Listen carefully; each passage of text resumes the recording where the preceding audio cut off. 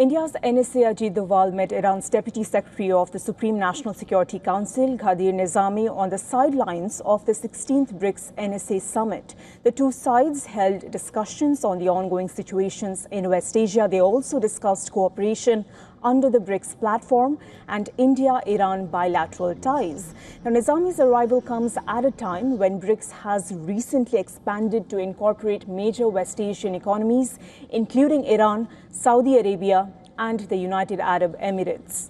India is hosting the two-day BRICS National Security Advisors meeting in New Delhi. It has brought together security chiefs and delegations from the 11 BRICS member countries. Now, this high-profile meet, it focuses on non-traditional security challenges, terrorism and emerging technologies, and will be attended by Chinese Foreign Minister Wang Yi and Russian Security Chief Sergei Shoigu as well. This will also mark Chinese Foreign Minister Wang Yi's first visit to India in nearly a year. Wang Yi, who also serves as Beijing's special representative for the India-China boundary talks, it is expected to hold bilateral discussions with NSA Doval later today. Now, ahead of his visit, the Chinese Foreign Ministry briefed that the Chinese side will exchange views with other members of the bloc on the international security situation, major international and regional issues.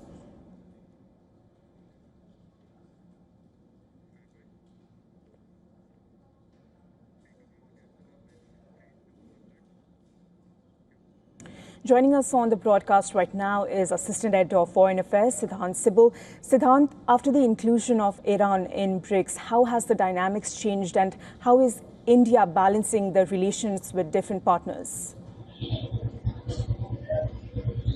Well, India will be hosting the BRICS NSAs meeting. It will be happening tomorrow, and before that there are a number of bilaterals. The Indian NSA Doval has just concluded bilateral with the Iranian side, and he will be holding a bilateral meeting with the Chinese Foreign Minister, who is also the counterpart of the Indian NSA.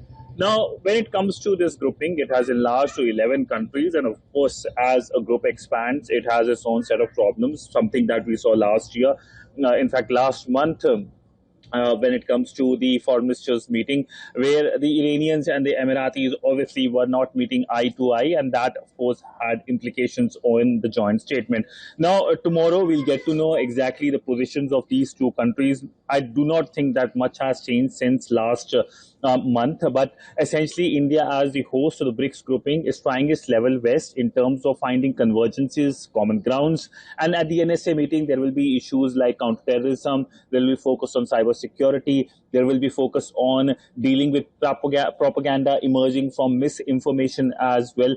And we also know for the Indian side, opportunity to have a one-on-one conversation with the Iranian side. Of course, the Indian NSA focused on several issues, including, of course, the ongoing conversations on the prospects of peace in West Asia. We know electronically an agreement has been signed, so it is given that that will be discussed. With the Chinese, of course, right now it looks like the relationship is on a fairly stable ground, and both sides are working to find more convergences. In fact, both sides are preparing for SR level talks that is expected to happen in China, and do expect the Indian NSA to travel to China for that. So, number of issues, but for India, important opportunity to bring together countries of the global south and discuss issues that impact global south. Remember, this is a grouping that is followed closely by countries of the global south, and when India hosts the summit in the month of September, I do expect India raising those issues,